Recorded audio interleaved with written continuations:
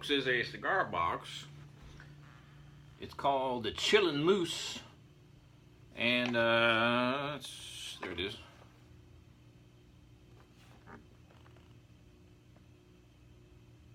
It's a, shall we say, rather odd cigar artwork. Not sure what it's all about, except I guess they came up with a name first and then they came up with the artwork. At least I would hope so, but who knows.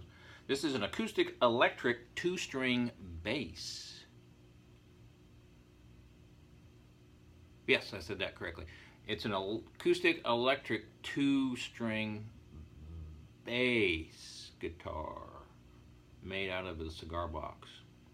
So there's probably some of you out there that are like, oh yeah, I've seen those. Oh yeah, I've made a couple of those.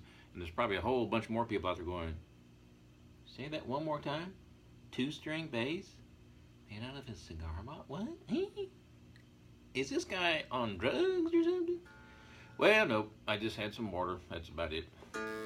So I have some extra heavy gauge guitar strings on here. This is a short scale bass. And the reason that I make these basses as a short scale, I made a ton of these, is because the boxes, generally speaking, that a cigar box is generally A, too flimsy for the tension of bass strings, or B, just too small. Because you have to have a certain length between the nut and the bridge, and lots of times the boxes, you know, they go to about here, and that's just dinky. I mean, that's just dinky.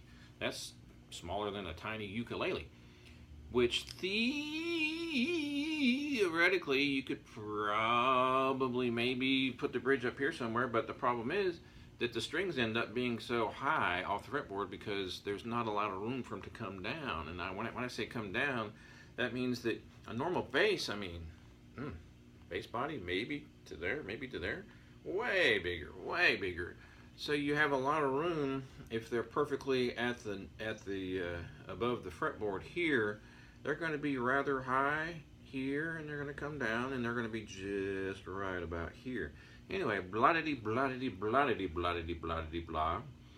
Long story short is the shorter cigar boxes, which were 99.99999% of them, they're just too short for a bass length. And I've put 2 or 3 boxes together, but man, the tension of those strings just rips them apart. Theoretically, I could make my own box if I took the time and effort to go out and get some wood and chop it up and glue it all together. End result of that is 2 or 3 extra hours labor. My prices have to be higher. I'd rather make a 2-string or a 3-string short scale bass. So this is a guitar scale. This is a guitar neck, 100% identical to a guitar neck. The frets are spaced just like a guitar. However, it's got bass strings on it. Well, kinda. These are super heavy guitar strings. This is a E string, that's a 52, and then the A string is a 42. So those are both about 10, maybe 10, 12, bigger than normal, whatever that gauge is. I don't know. Anyway, they're super heavy, and I get these at the regular old music store. Just get the Ernie Ball, heavy bottom, regular top. Run you about $4. And these are perfect for a short scale bass because they're nice and heavy, and they give you a nice tone. And to the untrained ear, I mean, even to the trained ear, it sounds like a bass guitar, like a bass. It sounds like a bass.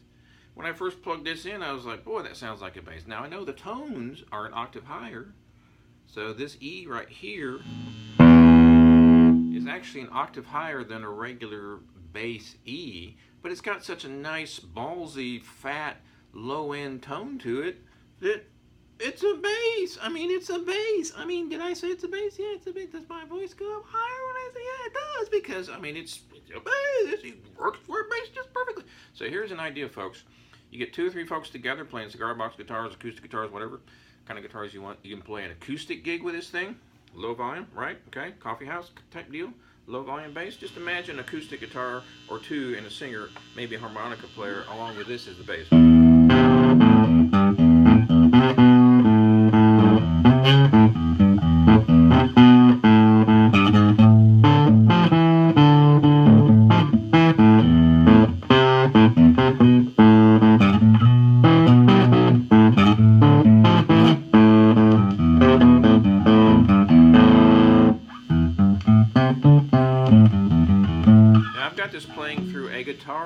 that's another thing that's really cool about this, is I'm running it through a little dinky guitar amp, and it has a nice fat tone to it, so you don't even need to bring a big honking bass amp, and I really would suggest you not do that when you play at a coffee house anyway.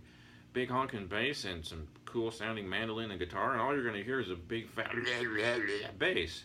Way too loud for a coffee house. Ain't going to work. This is perfect for that type of deal. Perfect for busking on the street as well. Now check it out. I'm going to play slide on this bass.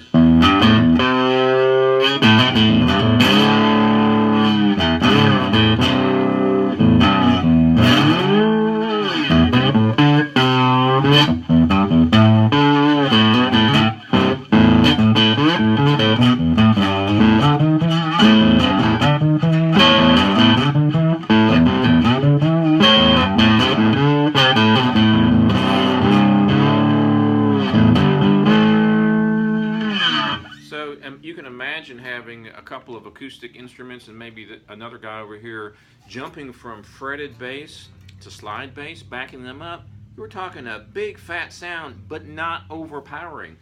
I cannot stand it when I go to a little coffee house or a little venue, little bar for the happy hour acoustic show, and the bass is just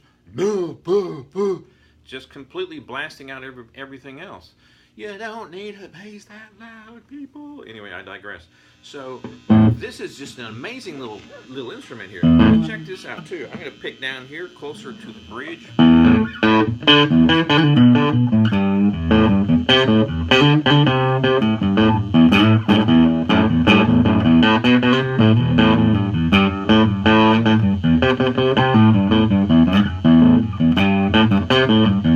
Now I'm going to pick more in the middle to give more of a bassy tone. So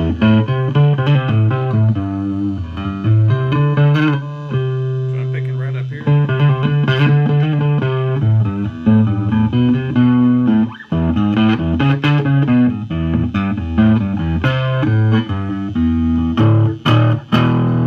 Chords. This is also really cool for those of you who are not bass players and you're a guitar player and you want to record at home and add a little bit of bass to it real quick. You don't have to learn a new instrument. You don't have to like... Sometimes when I do that myself with a regular 6-string bass, I can come up with a bass part relatively quickly, but actually making that part work note for note, you know, nailing it, I'm not used to stretching my fingers that far, so it takes me a little bit of time. With this blammo. This is also really cool for overdubbing on top and doubling your guitar lick with this, with heavier guitar strings. Kind of sounds like a bass. If it's not bassy enough, go ahead and add a bass on top of that too. So you got two basses, you got your guitar part. I mean, it's just never ending the options you can get away with a sucker.